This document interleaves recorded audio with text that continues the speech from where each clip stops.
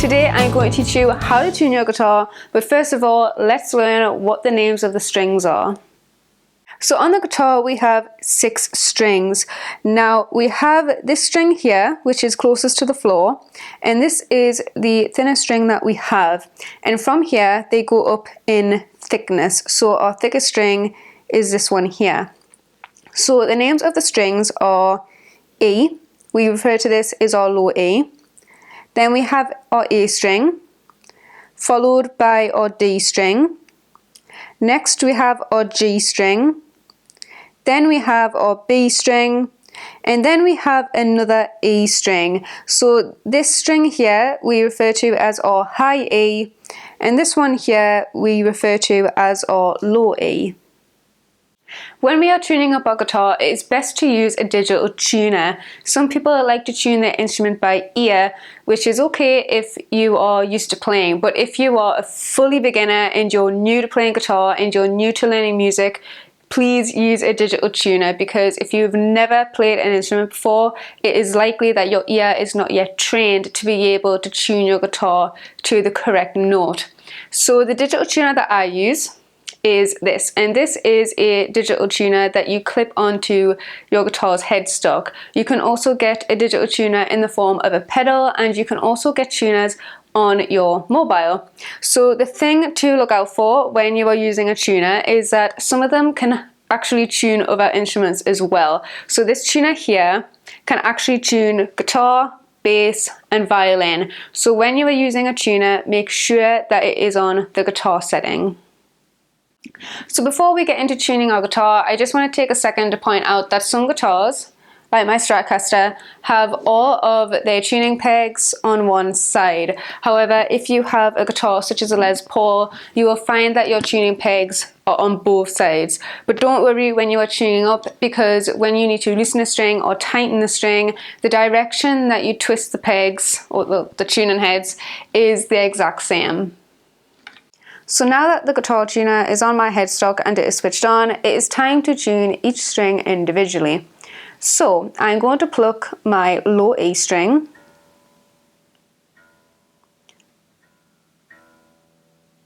and as you can see, it's in the green. The needle is in the middle and it's in the green, so that means that that string is perfectly in tune. So as you can see, actually, when I first pluck the string, it goes in the green, and then a second later it kind of wavers out. That's okay. So now that we know this string is in tune, we are going to go to our A string.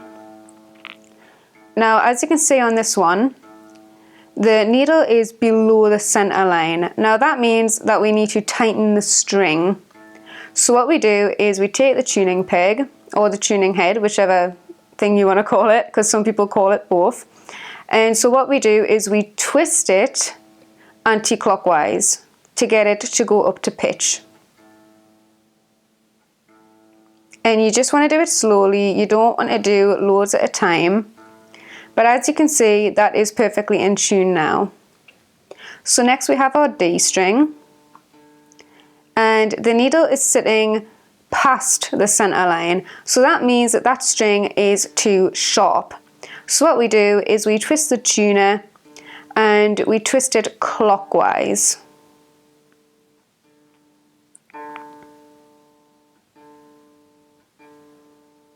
And there we have it. It is perfectly in tune now.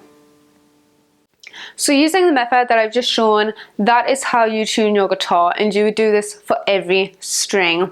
One thing that you should be aware of though is that sometimes you will go to tune a string and the letter on the tuner does not match up with the name of the string.